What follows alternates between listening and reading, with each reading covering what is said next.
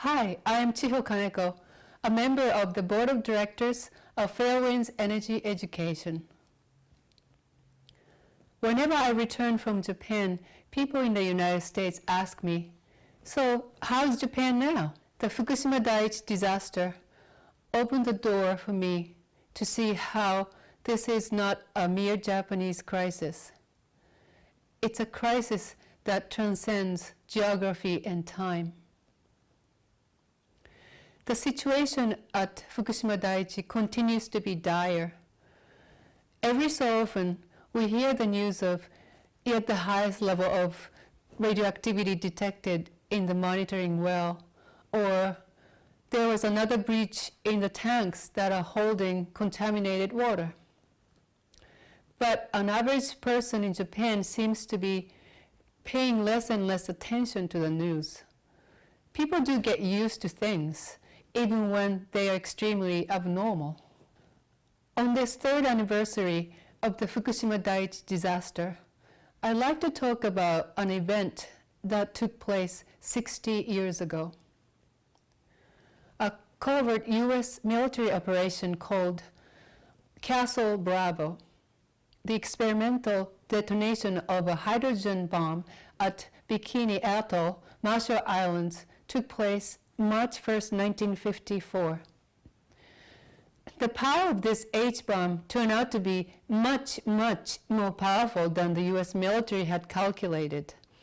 So many people ended up being negatively impacted by the considerable fallout, including the residents of downwind islands.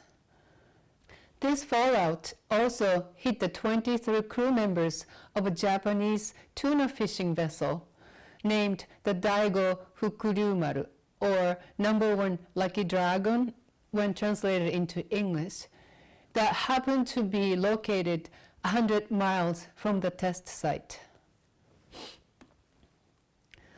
I have read interviews given by one of the surviving fishermen, Matashi Oishi, who was 20 years old at the time. Mr. Oishi witnessed brilliant lights on the horizon early on the morning of March 1st, 1954, and a little later, a deep rumbling sound came up from underneath. Then a huge mushroom cloud was seen on the horizon, but no one on the ship knew what it was. In a couple hours, the mushroom cloud came rushing toward the ship, and pure white ash descended on him and the other crew members. They still didn't know what it was. The ash was neither hot nor cold. Soon, the fishermen experienced nausea and dizziness. 2 or 3 days later, any skin that had been exposed to the ash, which really was blown up coral reef, developed burns. 10 days later, their hair started to fall out. The vessel managed to come back to the shore of Japan on March 14th. It's speculated that they intentionally did not send SOS signals because they feared the possibility of being sunk by the US military. One of the crew members died 6 months later, triggering a massive anti-nuclear movement in Japan. The Japanese government also tested and found tuna that was radioactive. Contrary to the assurance by the US government that the ocean would dilute the radioactive pollutant to a negligible level, by the end of the year 1955, more than 30 million Japanese people signed a petition calling for a ban on nuclear weapons. The rising anti-nuclear and anti-US sentiments were just what the US did not want in the aftermath of World War II. Soon the US government implemented measures to protect its interests. In April 1954, Operations Coordinating Board, OCB, an executive committee created by President Eisenhower the previous year, issued an internal document titled Outline Checklist of U.S. Actions to Offset Unfavorable Japanese Attitudes to the H-bomb and Related Developments. An OCB report also recommended that the US should offer to build an experimental nuclear reactor in Japan. President Eisenhower had founded the U.S. Atoms for Peace program as part of the U.S. effort to spin the image of nuclear technology in the minds of the Japanese people from that of a lethal war technology to the symbol of stability and prosperity. To meet this goal, the U.S. government offered Japan, practically a U.S. colony after World War II, an opportunity to share the economic and strategic benefit of the burgeoning nuclear industry. The Japanese government willingly accepted the deal for its own ambitions, and it soon became one of the most aggressive champions of nuclear power. In 1955, the Atomic Energy Basic Law was enacted in Japan, and by mid-1960s, Japan had its first commercial nuclear power plant. This is but one tiny example of how nuclear power has been forced upon the people of Japan and the people of the world. I mentioned the name of one Daigo Fukuryumaru crew member, Matashi Oishi, but there are many, many people whose names we don't even know, who nevertheless were exposed, got sick, and probably died from the exposure to fallout. The residents of the Marshall Islands were forced to evacuate in the aftermath of the test, only to be returned a couple of years later to their contaminated homeland, where they were further exposed to radioactive contamination through water they drank and the food they harvested. Mr. Oishi received 2 million yen from the US government, worth about $5,500 at the time. Some Japanese people called him all kinds of names and berated him for accepting this money. He also experienced discrimination for being the exposed, hibakusha. Mr. Oishi was forced to relocate and hide his true identity for many years, just as some people from Hiroshima and Nagasaki had to do, and just as some people from Fukushima must do today. The money Mr. Oishi received from the US government stripped him of the right to complain forever, even when his child was stillborn and when he subsequently developed liver cancer. For all these decades, each one of us has been forced to allow more and more radiation into our environment and into our bodies. The radiation that we cannot see, smell, or taste contaminates our environments from the nuclear disasters, including 3 Mile Island and Chernobyl, through all those nuclear weapons tests, from all those depleted uranium arsenals still being dropped in Iraq and everywhere, from all the abandoned uranium mines that are contaminating the waters and the soil in the upper Great Plains and compromising the health of not only the residents of the plains but everybody in this country who eats the food that comes from there. And from all the smoke that comes out of operating coal mines that use coal from the plains that is naturally laced with uranium. Radiation exposure is difficult to quantify. Data regarding the effects of radiation on the human body has been collected since World War II, but covered up by the nuclear industry and governments that want the power of weapons and nuclear energy. Much of the real information from the past disasters is classified and often manipulated by world governments.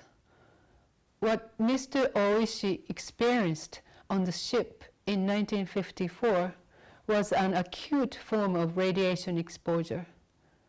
But even for him, any connection between his illness and the incident has continued to be denied.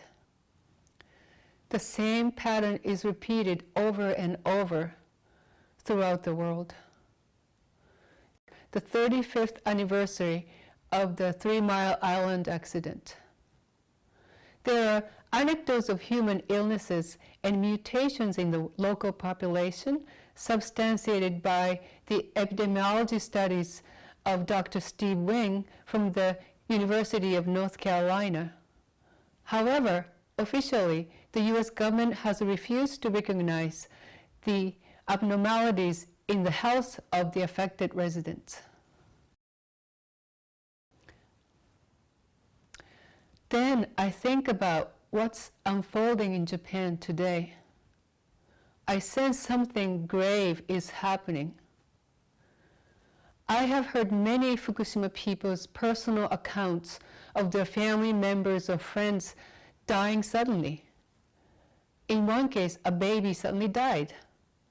And these illnesses and sudden death are not just happening only in Fukushima Prefecture.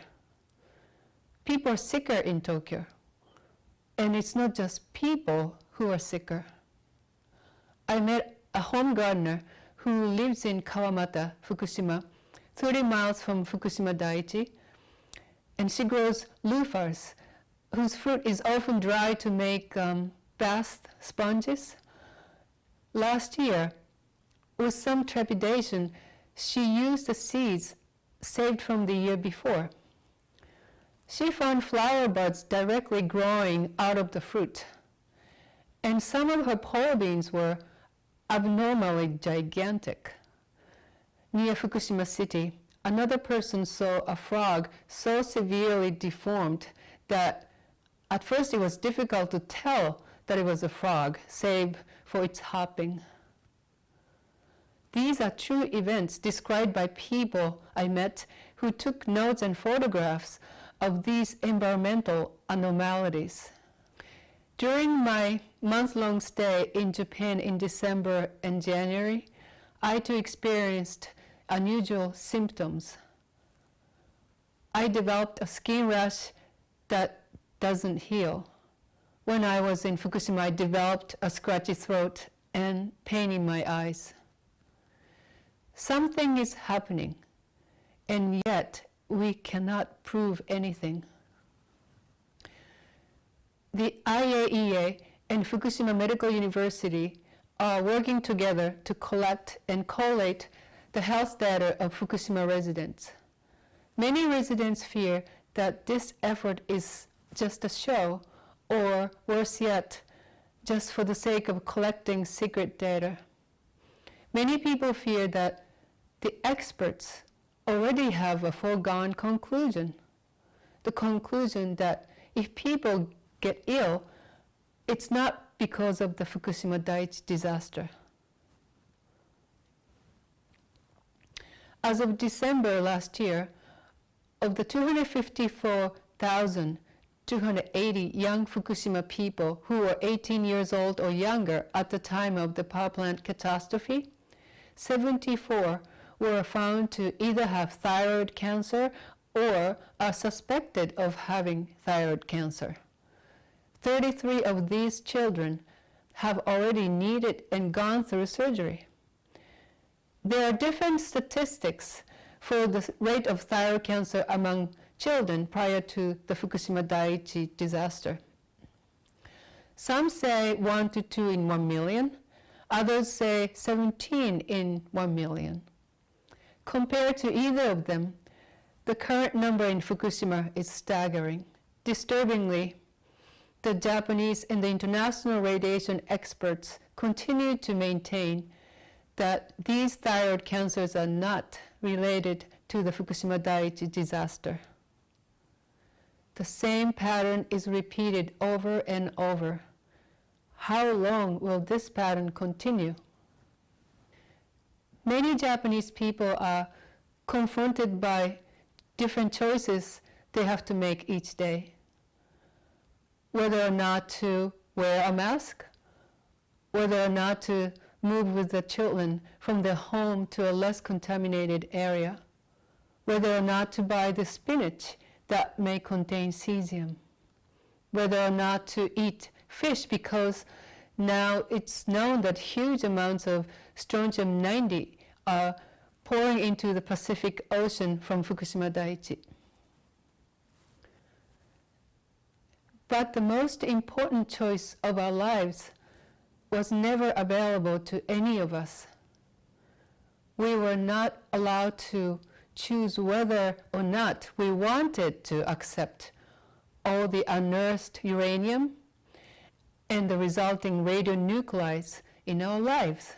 The Fukushima Daiichi disaster opened the door for me to see how this is not a mere Japanese crisis. It's a crisis that transcends geography and time. What can we do now? Sometimes a big part of me feels the situation is too late to remedy. This is a situation mired with the world politics and economy, the struggle for power and money. It's hard to stop the march of heavily armed people with a prayer. But I dare say every life is sacred, no matter how small it is. If we care about life, we must try to find ways to at least slow the pace of nuclear contamination, and we must focus on what's actually happening to humans, animals, and birds, and everything else on this planet, instead of consigning the interpretation of radiation's effects to the so-called experts. The truth is that once we have lost everything that sustains us, from our soil to air to water, our home, our community, and our family, no amount of money can restore them. Thank you for being here today to listen and for having expressed your concerns for this Japanese tragedy during the past 3 years. Your compassion has given me so much strength. I am also grateful to the courageously committed people in Japan. The mothers in their 20s and 30s and 40s who tirelessly petitioned the local government and schools to do more to protect children.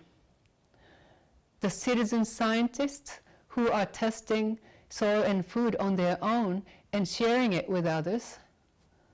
The labor advocates who are shining a light on the abominable treatment of the Fukushima Daiichi workers who are jeopardizing their lives every moment. The doctors who expressed alarm after having seen the jump in health abnormalities among children in the Tokyo area. These people are the real heroes, especially given the environment in Japan today, which is getting more and more hostile to those who criticize the government policies. I hope to keep witnessing what's happening and seek truth. And I pray for all the souls of this planet.